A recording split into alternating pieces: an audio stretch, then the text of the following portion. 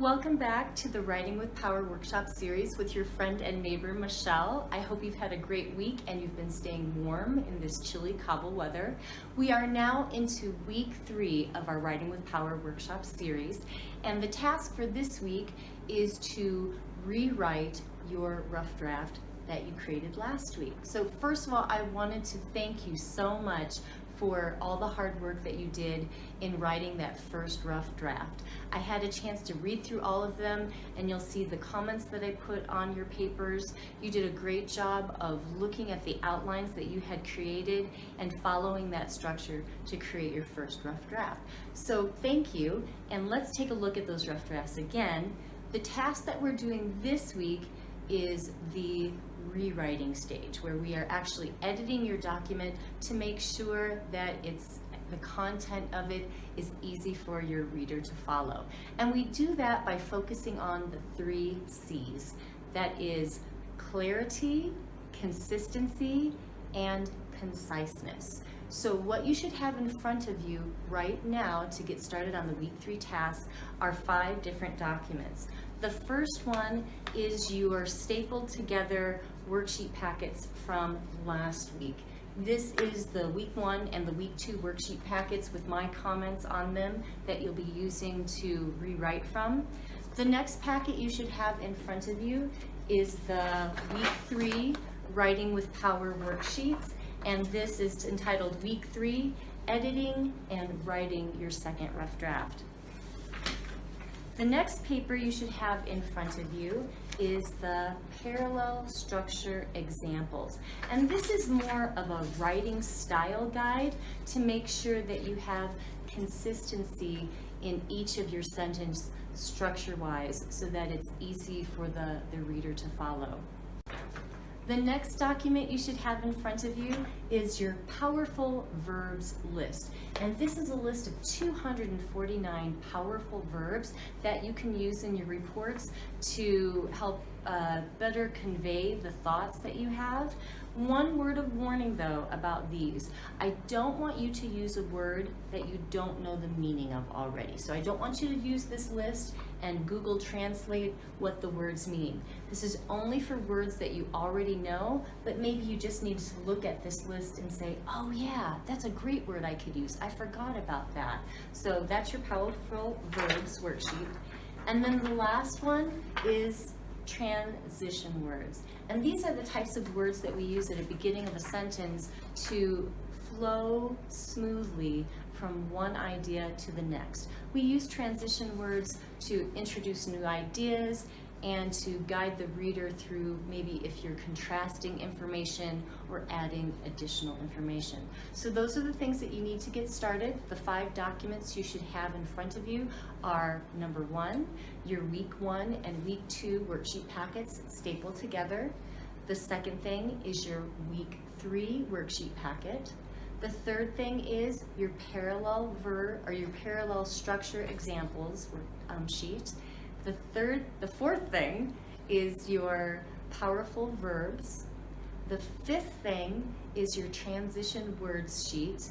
And then lastly, I will be giving your HR department this book guide. It's called Practical English Usage, and you'll be able, as you're rewriting your document later on this week, you can look in here to maybe refresh your memory on different grammar structures that you may have learned back when you were taking English language classes, and that will help you to make sure that you're expressing your ideas clearly.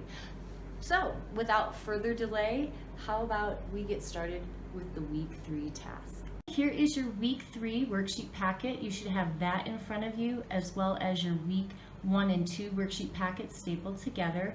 And this week we will be rewriting that first rough draft that you did last week. And we're looking specifically at content, which is the organization of your paper. How well does it flow? Is the reader able to follow it well? So in that, we're going to be looking at 3 C's. Those are clarity, consistency, and conciseness. So I'll walk you through the steps of how to do that. So first of all, I want you to get out the week 2 worksheet packet and make sure you understand the feedback that I've written on there. So read all of the comments and then think about how you can incorporate your instructor feedback into this next rough draft that you're writing today. So to get started with the 3 C's, the first C is clarity. How clear is the message in your report? And you can ask yourself about clarity with these 5 following questions. Number 1, have you explained why the project is important? Number 2, have you identified what type of report this is and what it will be used for? Number 3, have you stated your main topic, and that should be the target or the goal of your project? Number 4, have you clearly stated the current status of your project and how it directly relates back to your target? So this should be where you're talking about what progress you are currently making towards your goal. And then finally, the 5th question is, have you given clear examples and details that support your main topic? And these are all of those supporting sentences that you constructed from your outline last week. So that's looking at clarity, how clear your message is. The next thing we'll be looking at is consistency. So consistency means, is your document always is it staying on the subject? It's not deviating into different subjects. All of it is supporting the main topic. So the question you need to be asking yourself is this information relevant to my main topic, and how? For every sentence, you want to always make sure that it's going back and relating to the main topic, which is your project and the goal that you're trying to achieve. So what you can do with that is you'll provide details that help the reader maybe better understand the project. You can list statistics and percentages that show the scope of your work, and then give examples. And some of you had some really great examples of success stories of your participants who have been working in your programs, or interesting events and activities that your program has sponsored. The last C is conciseness. Are my sentences easy to read, and are they appropriate for the report? And this is where you're doing the editing process. You have so much information available to you. Now you need to go back and make sure that you're only including the information that is absolutely essential to the report. You don't want a whole bunch of information in your report that is not essential, because it will be distracting. So the question that you're asking yourself in this step is this information essential to the overall report, or can I remove it? And in a few of your papers, I saw that you were repeating ideas, or there was content that maybe wasn't relevant. So my recommendations are to cut it if it's not truly essential to your overall report. After we've looked at those 3 C's, the next part is talking about writing tips, and this is style tips. So this is why I've provided you with some supplemental documents that will help you write more clearly and concisely. And here are the tips. So number 1, you want to incorporate strong active verbs, and this is where you'll look at your strong verbs attachment. This is, hang on, let me get that powerful verbs attachment that you can take a look at. That's what that looks like. That's your powerful verbs supplement. The next thing is a tip is reduce there are and it is constructions. You can simply have your subject and your verb, and you don't necessarily have to have there are, it is at the beginning. Reduce excessive, unnecessary phrases. So things like I believe, I think that, it's known that. Those are unnecessary things. You can jump straight into your subject and your verb. Replace vague words with more precise words or phrases, and that will help you using that strong verbs attachment. Reduce wordiness, so don't get too verbose. Sometimes you can just follow your basic grammar structure of subject, verb, and added information at the end. With your parallel structure attachment, this will help you maintain appropriate verb tense. So to give you an example of that, let's take a look at the parallel structure supplement. And in here, it gives different examples of correct and incorrect things. So if we're talking about verb structure and consistency here, and this one here. Structure and verb tense. So, for example, the correct way to keep the same verb tense is she wrote a letter and mailed it to the school. Both of these are using past simple verb tense. This is the correct way to write that sentence. An incorrect way would be she writes a letter and mailed it to the school. In this same sentence, you have two different verb tenses. You have present simple and past simple, and it doesn't flow well. So that parallel structure will help you with maintaining your verb tense. The last tip is to use transition words, and these are words that help your reader go from one idea to the other. And the different categories they have for transition words are additive, adversative, causal, and sequential. So those help guide your reader from one idea to the other. And then the last thing is just in general using parallel structure.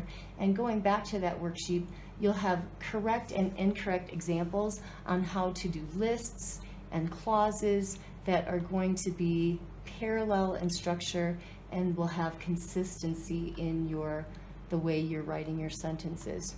So now let's get to writing your second rough draft. So go back over your first rough draft and let's get started writing the second draft. I've given you plenty of room to erase, make mistakes, reorder, so you have a couple pages that you can use to write that second rough draft. At the end, I want you, so today you probably don't have the time because you'll be doing mostly rewriting, but between now and Wednesday, when these papers are due, I want you to get peer feedback. So for other people that are taking the Writing with Power workshop series, I want you to meet with somebody, and one of you, well, and both of you actually, will be peer editors. This means that you'll exchange papers and you'll take a look at each other's papers. The peer editor will offer suggestions or ideas, and the writer, your job is to simply listen. So here are some tips for the peer editor and the writer. So for the person who's reviewing another person's paper, number one, try to keep it positive. So tell your partner what you liked most about his or her paper. Number two, tell your partner another thing that you liked about the paper. And then the third idea is, if there was something you did not understand in the paper, ask your partner what he or she was trying to convey. So those are the tips for the person reading the paper. For the person who has written the paper, your job is simply to listen and thank your partner for taking the time to read it. So here are tips here. Number one, listen carefully to what your partner has to say. Please don't interrupt your partner as they're speaking. Remember, your partner is trying to help you make the paper better, so don't be defensive. Just listen to what they have to say. Number four, only use the suggestions that you think will be most helpful. So there may be some suggestions that the peer editor has that you don't necessarily agree with. You don't have to incorporate those into your paper. Only use the suggestions that you think will be the most helpful. And the most important thing at the end is say thank you. It was nice for them to take the time to read your rough draft. You'll want, when you're all finished with writing that rough draft, please staple together week 1, week 2, and week 3 packets. Now I know they're going to be a little bit thick, so if you need to use a binder clip or a paper clip to put those packets together, you're more than welcome to do that. The deadline to submit all of those 3 packets is to HR no later than the close of business on Wednesday the 13th of February. If you have any questions, you know you can always reach out to me. I think HR is putting together a paper that you can circulate for asking questions. And thank you so much for completing your week 3 task. I'll see you next week.